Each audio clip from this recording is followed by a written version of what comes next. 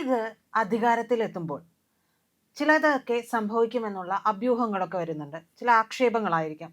League അധികാരത്തിലേക്ക് വന്നാൽ, പ്രത്യേകിച്ച് ആഭ്യന്തരം ലീഗിന്റെ കയ്യിൽ കിട്ടിയാൽ എന്തായിരിക്കും സംഭവിക്കുക? അത് കുറച്ച് നാൾ മുമ്പ് നടന്ന ഒരു സംഭവം ഓർക്കുന്നുണ്ടോ? അതായത് ഈ CPI-എമ്മിൻ്റെ ഉം.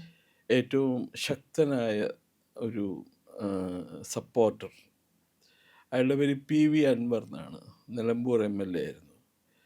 CPM-ൻ്റെ സപ്പോർട്ടർ എന്ന് പറയുന്നതിനേക്കാൾ കൂടുതൽ പിണറായി വിജയൻ്റെ ലോക്കൽ ഗാർഡിയൻ എന്ന് പറയുന്നതായിരിക്കും ശരി അദ്ദേഹത്തെ. ആ രീതിയിലാണ് അദ്ദേഹം പറഞ്ഞു നടന്നിരുന്നത്, അവകാശപ്പെട്ടിരുന്നത്.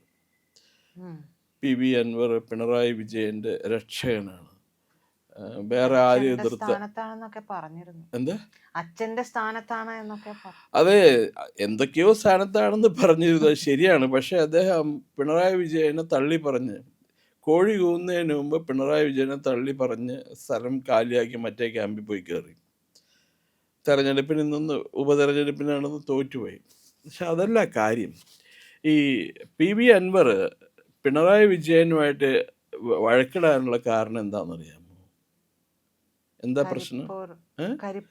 കരിപ്പൂർ വിമാനത്താവളത്തിൽ മറ്റേ മുസ്ലിം പോലീസ് ഉദ്യോഗസ്ഥന്മാരെ നിയമിച്ചില്ല.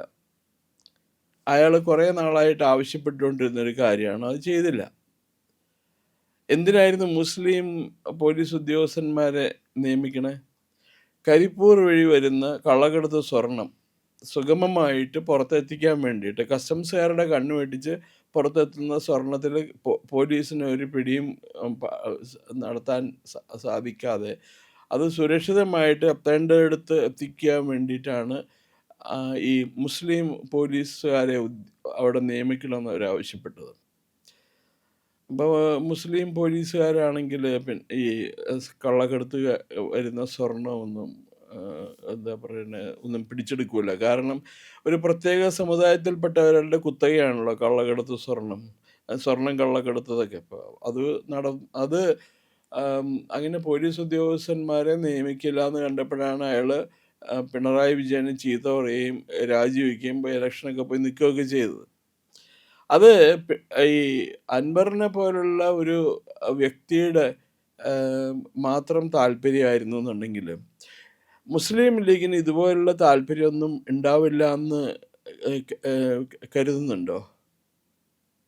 മുസ്ലിം ലീഗിന് അതിൻ്റെതായ ഒരു താല്പര്യമുണ്ട്, മനസ്സിലായില്ലേ? അതെ, അവര് കൃത്യമായിട്ട് പറയുന്നുണ്ടല്ലോ. അല്ല, അവരെന്താ പറയണേ? അവര് പറയുന്നത് ഇത്രയും വർഷം തങ്ങൾക്ക് ലഭിക്കാതിരുന്ന ആനുകൂല്യങ്ങളെല്ലാം തന്നെ, അവകാശങ്ങളെല്ലാം തന്നെ വാങ്ങിച്ചെടുക്കുന്നതിന് വേണ്ടി തന്നെയാണ് അധികാരത്തിൽ വരുന്നത് എന്നാണ് പറയുന്നത്. പക്ഷേ അതിനെ നമ്മൾ ഇത്രത്തോളം കടത്തി ചിന്തിക്കണോ എന്നുള്ളതാണ്. മലപ്പുറം ജില്ലയിൽ അതുപോലെ മലബാറിലെ സ്കൂളുകളൊക്കെ അനുവദിച്ചിരിക്കുന്നതിനെ കുറിച്ച് വെള്ളാപ്പള്ളി നടേശൻ SNDP യോഗം ജനറൽ സെക്രട്ടറി ഉള്ള സത്യം തുറന്നു പറഞ്ഞതോടുകൂടി അദ്ദേഹം വർഗീയവാദിയായി മുസ്ലിങ്ങൾക്ക്. അദ്ദേഹം 100 വട്ടം പറഞ്ഞു, ഞാൻ മുസ്ലിം ലീഗിനെതിരല്ല, ഞാൻ മുസ്ലിം സമുദായത്തിനെതിരല്ല, മുസ്ലിം ലീഗിനാണ് എതിരെന്നാണ് പറയുന്നത്. ഈ മുസ്ലിം ലീഗ് എന്ന് പറഞ്ഞ സംഘടന മുഹമ്മദ് അലി ജിന്നയൊക്കെ ചേർന്ന് രൂപീകരിച്ച സംഘടന തന്നെയാണ്, അതല്ലാണ്ട് വേറെ വ്യത്യാസമൊന്നുമില്ല അതിന്. ജൂലൈ 6, 1946 ഡയറക്റ്റ് ആക്ഷൻ ഉത്തരവ് കൊടുത്ത് ബംഗാളിലും പഞ്ചാബിലൊക്കെ ആക്രമണം അഴിച്ചുവിട്ട ആൾക്കാരാണ് ഹിന്ദുക്കൾക്ക് നേരെ. ഹിന്ദുക്കളോട് എന്ത് സ്നേഹമുണ്ട് അവർക്ക്? കശ്മീരിൽ എത്രയോ ഭീകരവാദികൾ കശ്മീരി പണ്ഡിറ്റന്മാരെ കൊന്നിട്ടുണ്ട്, കശ്മീരി ഹിന്ദുക്കളെ കൊന്നിട്ടുണ്ട്, എത്രയോ ക്ഷേത്രം കൊള്ളയടിച്ചിട്ടുണ്ട്.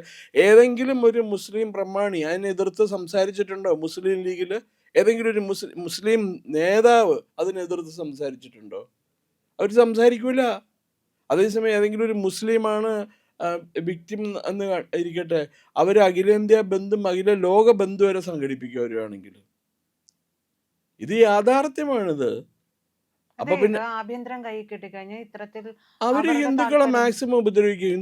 ക്രിസ്ത്യാനികളെ അവർ ഉപദ്രവിക്കില്ല. കാരണം അന്താരാഷ്ട്ര സമൂഹം അവരെ ചിലപ്പോൾ ചോദ്യം ചെയ്തു എന്നിരിക്കും. കാരണം ഹിന്ദുക്കൾക്ക് പിന്നെ ആരും ഇല്ലല്ലോ, ഒരു ഗതിയും പരഗതിയിലാണ് നടക്കുന്ന ആൾക്കാരാണ്. അങ്ങനെയാണെന്നുണ്ടെങ്കിൽ ഒരുപാട് ഹിന്ദു സംഘടനകളൊക്കെ ഉണ്ട്.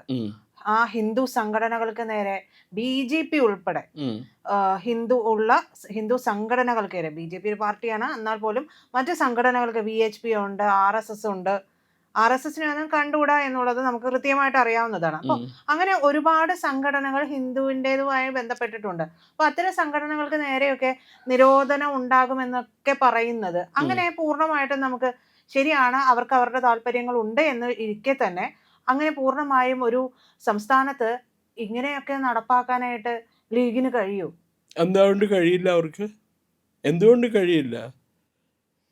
ചരിത്രം മറക്കരുത്. ഇതിനു മുമ്പ് നടന്ന മുസ്ലിങ്ങൾ പ്രതികളായിട്ടുള്ള കേസുകളുടെയൊക്കെ ഗതി എന്തായിരുന്നു എന്ന് നമുക്കറിയാം. അവർ ഭരണത്തിലില്ലാണ്ട് തന്നെ അവർ വ്യക്തമായ കേസുകളെ സ്വാധീനിച്ചിട്ടുണ്ട്. ഇപ്പോൾ വൈക്കത്തും മറ്റേ ഉള്ളൊരു പെൺകുട്ടി, ഒരു ഹോമിയോ ഡോക്ടർ ഒരു മുസൽമാൻ പയ്യൻ്റെ കൂടെ ഓടിപ്പോയി കല്യാണം കഴിച്ചു എന്നൊക്കെ പറയുന്നുണ്ട്. അത് അന്വേഷിക്കാനായിട്ട് നിയമിച്ചത് ഒരു ഡെപ്യൂട്ടി സൂപ്രണ്ട് ഓഫ് പോലീസാണ്. അയാൾ മുസ്ലിം സമുദായത്തിൽപ്പെട്ടത്. അയാൾ കൊടുത്ത റിപ്പോർട്ട് പ്രകാരം എന്താ, അത് ലവ് ജിഹാദൊന്നുമല്ല, അങ്ങനെയൊന്നും നടന്നിട്ടില്ല എന്നാണ് പറയുന്നത്. കോടതി പറഞ്ഞു അത് ലവ് ജിഹാദാണെന്ന്.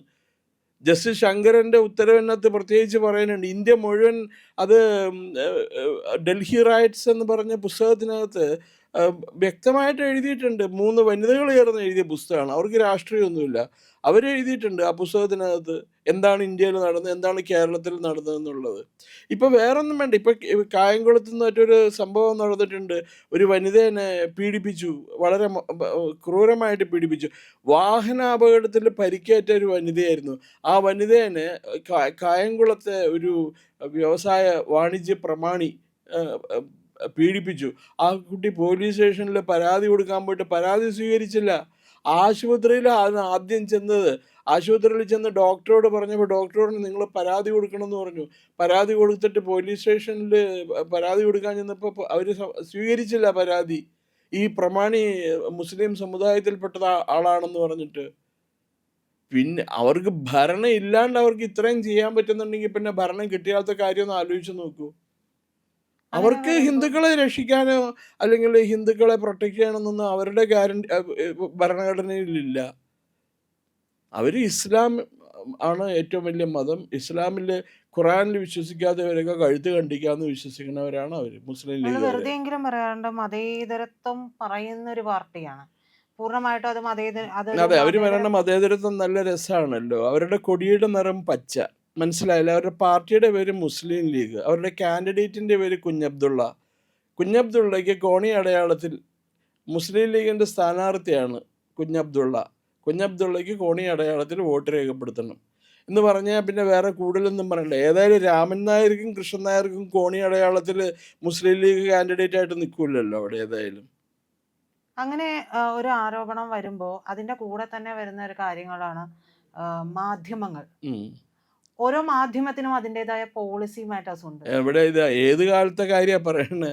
കുട്ടി എത്ര നാളായി മാധ്യമത്തിൽ ജോലി ചെയ്യാൻ തുടങ്ങിയിട്ട്, മാധ്യമങ്ങളിലൊക്കെ ജോലി ചെയ്യാൻ തുടങ്ങിയിട്ട്? ഇപ്പം മാധ്യമങ്ങളൊക്കെ തീരുമാനിക്കണ കാശ് മേടിച്ചിട്ട് വാർത്ത കൊടുക്കുക ചെയ്യണം. പെയ്ഡ് ന്യൂസാണ് ഇപ്പം എല്ലാം. ഹെഡ്ലൈൻ തൊട്ട് എല്ലാം വരെ പെയ്ഡ് ന്യൂസാണ്. എങ്ങനെ എഴുതണമെന്ന് പത്രത്തിൻ്റെ മാനേജ്മെൻറ്റ് തീരുമാനിക്കും. പഴയ കൺസെപ്റ്റൊക്കെ പോയി. സുനിലൊക്കെ ഉദ്ദേശിക്കുന്ന ചീഫ് എഡിറ്ററുടെ പണിയൊക്കെ അതൊന്നും അല്ല ഇപ്പോൾ. ഇപ്പം മുഴുവനും ഇപ്പം ജേർണലിസ്റ്റുകളല്ല കുട്ടി, ഇറ്റ് ഈസ് ജീർണലിസ്റ്റ്. ജീർണിച്ച പ്രൊഫഷനായിട്ട് മാറിയത്. അത് ആരെയൊക്കെയോ സൂചിപ്പിക്കാൻ വേണ്ടി എന്താ പറയണം നടത്തുന്ന ഒരു വ്യവസായമാണ് പത്രം എന്ന് പറയുന്നത്, പക്ഷേ മാധ്യമം എന്ന് പറയുന്നത്. അതല്ലാതെ കൃത്യമായിട്ട് റൈറ്റ് വിങ് പൊളിറ്റിക്സ് പറയുന്ന മാധ്യമങ്ങളുണ്ട്. ഇപ്പോൾ ചാനലുകളായാലും ഒക്കെ ഉം. അങ്ങനെ ഉണ്ട്. അപ്പോൾ അതിനൊക്കെ എതിരെ പൂട്ട് വീഴാനുള്ള സാധ്യതകൾ ഉണ്ട് എന്ന് പറയുന്നുണ്ട്. അല്ല, അവർ പൂട്ടി വീഴ്ചയാണ് അവർ ഇവിടെ പ്രവർത്തിക്കാൻ സമ്മതിക്കില്ലായിരിക്കും അവർ. ഈ റൈറ്റ് വിങ് മീഡിയ എന്ന് പറയുന്നത് തന്നെ ഏതാണ്? എന്താ റൈറ്റ് വിങ് മീഡിയ ഇപ്പോൾ ഇന്ത്യയിലെ ഇപ്പോൾ പ്രധാനപ്പെട്ട ജനം പോലുള്ള ചാനലുകളും ഉൾപ്പെടെ ഒക്കെ ഉണ്ടല്ലോ. ജനം എന്ന് പറയുന്ന ജനത്തിനൊരു ലേബൽ കൊടുത്തിട്ടുണ്ട് അവർ. RSSൻ്റെ ചാനലാണ് ഓൾറെഡി കൊടുത്തു കഴിഞ്ഞു. അതപ്പോൾ ജനം RSSൻ്റെ ചാനലായിട്ടാണ് അറിയപ്പെടുന്നത്. ഇംഗ്ലീഷ് ചാനലുകൾക്ക് നിലനിൽക്കാൻ പറ്റാനുള്ള കുട്ടിയുടെ ഇംഗ്ലീഷ് ചാനലിൽ ഇപ്പോൾ ടൈംസ് നൗ, റിപ്പബ്ലിക് TV ഇങ്ങനെയൊക്കെയുള്ള ചാനൽ, CNN 18 വരെ RSS ചാനലിൽ നിന്ന് അവർ ചാപ്പ കുത്തിയേക്കാണ് അവർ. NDTV വരെ ഇപ്പോൾ മാനേജ്മെൻറ്റ് മാറിയതോടുകൂടി ചാനൽ എന്താ പറയുക സംഘപരിവാറിൻ്റെ ചാനൽ എന്നാണ് പറയുന്നത്. ഇവിടെ രാഹുൽ ഗാന്ധി ഭാരതയാത്രയുടെ ഭാഗമായിട്ട് കേരളത്തിൽ ഒരു യാത്ര നടത്തി.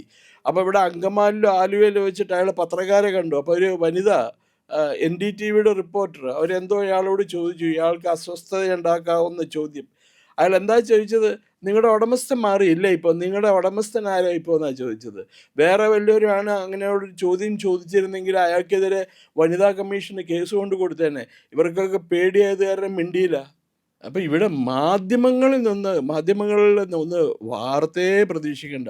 ഇപ്പോൾ ദിവസം പത്രം വായിക്കണം എന്നൊക്കെ ഞാനൊക്കെ ജേർണലിസം പഠിക്കുമ്പോൾ ഞങ്ങളുടെ അധ്യാപകർ ഞങ്ങളോട് പറയുന്നു. ഇപ്പം ഞാൻ ആരോടെങ്കിലും ജേർണലിസ്റ്റുകളാവാൻ വരുന്ന ആൾക്കാരോട് പറയണ ചരിത്രം പഠിക്കുക, യഥാർത്ഥ ചരിത്രം എന്താണെന്ന് പഠിക്കുക, പത്രം വായിക്കാതിരിക്കുക, മലയാളം വാർത്താ ചാനലുകൾ കാണാതിരിക്കുക, ഇതാ ഞാൻ പറയുള്ളൂ.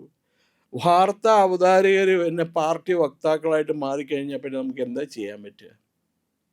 ഉദാഹരണത്തിന് ഇപ്പോൾ ലവ് ജിഹാദ് ഇത് സംഭവം നടന്നു. 16 വയസ്സ് പ്രായമായ കേവലം 16 വയസ്സ് പ്രായമുള്ളൊരു പെൺകുട്ടീനെ ഒരു മുസൽമാൻ കല്യാണം കഴിച്ചു. ക്ഷേത്രത്തിൽ കൊണ്ടുപോയി കല്യാണം കഴിച്ചു. കള്ള സർട്ടിഫിക്കറ്റ് കൊടുത്ത്, ഏജ് സർട്ടിഫിക്കറ്റ് കൊടുത്ത്. അതിനെതിരായിട്ട് അത് കള്ള സർട്ടിഫിക്കറ്റ് ആണെന്ന് പറഞ്ഞത് തെറ്റാണെന്ന് ഒരു വാർത്താ വായനക്കാരി പറയുന്നു, സ്റ്റുഡിയോയിലിരുന്നുകൊണ്ട്. ഇപ്പം എൻ്റെ ഒരു സുഹൃത്ത് പറഞ്ഞപ്പോൾ ഞാൻ നോക്കിക്കഴിഞ്ഞപ്പോഴാണ് ശരിയാണ് എന്ന് മനസ്സിലാവുന്നത്. ഇവരിൽ നിന്ന് എന്ത് സത്യമാണ് പ്രതീക്ഷിക്കുന്നത്?